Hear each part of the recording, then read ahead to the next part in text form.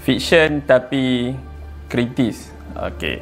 Ini adalah kesimpulan, bukan kesimpulan lah, means apa yang saya rasa apabila membaca buku Helang Albania tulisan oleh Dr. Mazli.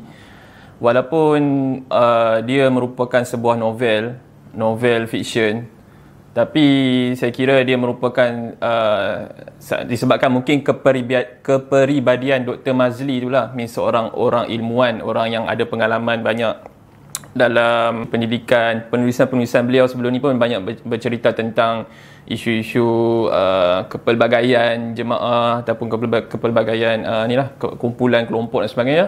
Jadi benda tu saya nampak dia influence lah kepada penghasilan novel ni. Antara isu-isu yang saya kira agak obvious dan agak ketara lah yang diketengahkan dalam Helang Albania ni, pertama sekali kritikan beliau terhadap masyarakat Arab sendirilah. Saya rasa tu faktor pengalaman Dr. Mazli sendiri. Kalau kat sini dalam buku ni, dalam muka surat 4 lah, ni di awal-awal pembacaan untuk Helang Albania ni. Kalau kat sini saya baca sikit lah, saya quote sikit muka surat 4. Ni dia gambarkan tentang kritikan beliau terhadap orang Arab sendirilah.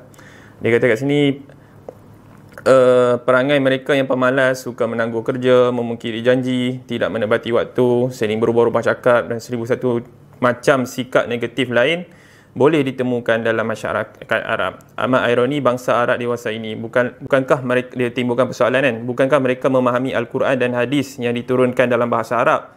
Bukankah Nabi merupakan orang Arab? Bukankah Arab pernah menempa sejarah dan mengukir tamadun? Kemanakah perginya semua kualiti tersebut? Pelbagai persoalan menyesak kotak fikir Rafi bertubi-tubi. Itu salah satu contoh quote yang saya dapat lah sewaktu dalam pembacaan ini berkaitan dengan kritikan beliau terhadap masyarakat Arab. Dan satu lagi yang paling obvious lah sepanjang pembacaan saya, actually berkaitan dengan kritikan beliau terhadap kepelbagaian jemaah ataupun bahasa dia kepelbagaian kelompok ataupun kumpulan-kumpulan agamawan kot. Actually isu macam ni mungkin dia pada orang biasa dia tak rasa, dia mungkin dia tak pernah duduk dalam satu kumpulan-kumpulan begini. Jadi mungkin dia tak rasa benda tu, dia rasa mungkin benda tu pelik sikit kot, aneh sikit. Tapi bagi orang yang pernah terlibat, rasanya kalau baca buku ni dia akan rasa oh okey, dia enjoy lah. Mungkin dia akan rasa tak berpuas hati dan sebagainya. Sebab dekat sini ada beberapa yang saya quote jugalah daripada isu berkaitan dengan kritikan beliau berkaitan yang pertama sekali saya silap saya berkaitan dengan jemaah tabligh. Kat sini saya baca muka surat 62. Kita tengok kat sini muka surat 62. Okey, ini dia kata, cubalah baca sejarah hidup Abdul Rahman Al-Qawqibi, Rifaq Al-Tahtawi, Jamaluddin Al-Afghani, Muhammad Abduh, Rashid Rida dan lain-lain lagi. Ternyata pembacaan kritis bukan budaya dalam jemaah tabligh.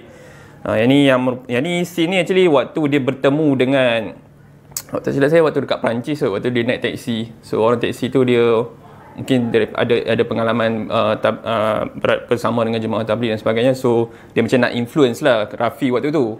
So Rafi ni dia macam dalam hati dia tu dia bermonolog benda-benda macam ni lah. So dia menyatakan satu ketidakpuasan hati dia terhadap jemaah tabligh. Dan ada jugalah jemaah ni, tapi dia macam kontroversi lah kot kalau saya sebut secara terus terang. Dia macam ada, dia tak, dalam ni pun dia tak sebut lah, tapi dia katakan, dia kritik macam ada satu ayat tu dia kata even kita jemaah ni suka duk claim dia adalah jemaah tertua di Malaysia, tapi dia masih lagi tak boleh menerima beberapa perkara seperti syadid yang mereka means halangan untuk orang berfikir secara kritis dan sebagainya. So one of benda tu ada dalam buku ni. Isu-isu lain kalau baca buku ni juga macam isu salafi dan tarikat pun ada, dan juga banyaklah nama-nama tokoh, syair, puisi. Ini yang saya kira merupakan satu gambaran kepada bahawa kata penulisan ni dia refer pada identiti Dr. Mazli itu sendirilah, seorang yang mempunyai kriteria sebegitu, walaupun dalam penghasilan novel, tapi dia diterapkan dalam bentuk penceritaan lah. Bukan dia cakap dalam bentuk secara terus terang, tapi dibawa dalam bentuk perjalanan sebuah novel fiction. Itu saja.